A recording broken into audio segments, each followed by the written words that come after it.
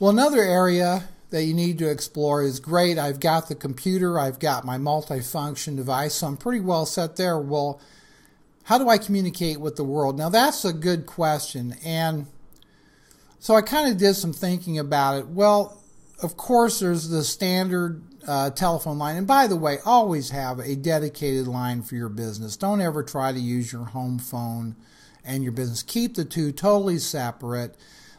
There's all kinds of things you can do, depending on the image you want to make with the public.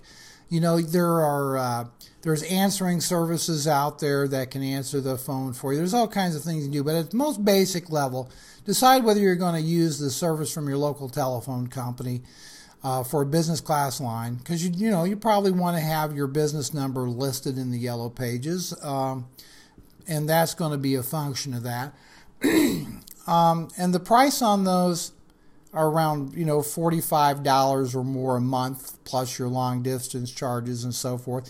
That's going to give you, I think, peak reliability, but it is kind of an expensive way of doing things. And if you want a dedicated fax line, that's going to cost even more money on your bill.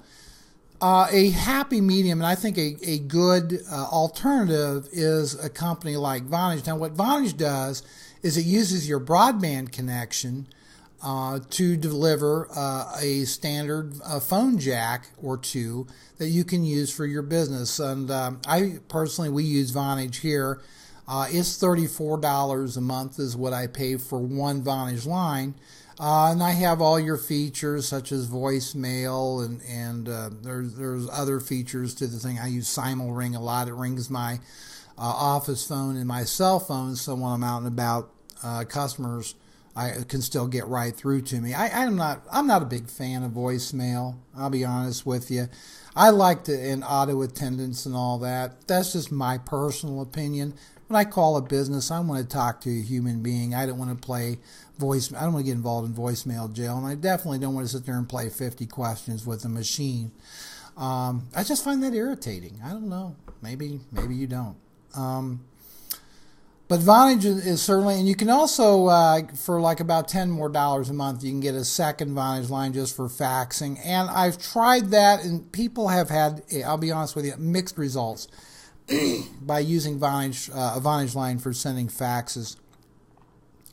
I personally tried it. I had a lot of problems with getting faxes go through, and I have a dedicated fax board, a very good one, about a $500, $600 board, and it just had handshaking issues calling other fax machines using the Vonage line. So I think a good alternative for faxing, you might consider this as a little company called Send2Fax, and I think for $12 a month you can send and receive up to 200 pages of faxes a month. They come in your Outlook email. You can send a fax through the web. There's a plug-in for Office where you can print to send a fax and get it out there. And excuse me. And I think that makes a lot more sense than possibly using the Vonage and the standalone fax line. And finally, don't forget about, I've talked about Skype before. I love Skype. I think it's for, especially to have your own little office, branch office and remote workers. It's a doggone wonderful way to communicate. So I kind of use a combination of Vonage for my primary business line, and then I have a Skype account with Skype Out that I use to make outbound calls where I'm not tying up our business line. And then I use Send2Fax for faxing.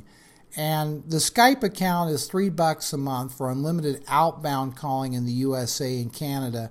And I think it's, if you do want an inbound number, which we had, but I didn't really use very much, it was like $18 for 3 months. So what's that? $6 more a month. So you're talking $10 a month for a Skype account. And of course, if you have Skype, if you have your laptop and you go to a motel room or whatever, you can just plug right into that and fire up your Skype account, and there's your phone. Just wherever you can take your phone with you wherever you go, and that's a very cool feature.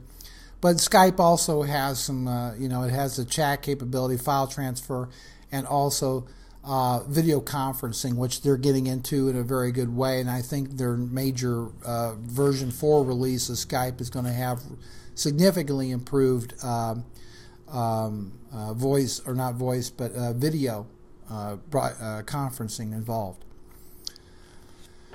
And then we're talking about, as far as traveling, well, eliminate travel from your home office as much as possible. You know, money's tight when you're getting started and you're spending money on computers and laptops and all those accessories, and you're buying, or a PC, and you're buying a multifunction machine. Look, investigate a service called GoToMeeting. It's only $49 a month. They can have up to 15 people in your meeting. You can share your PC. They've got voice over IP for conferencing, and you can record your meetings.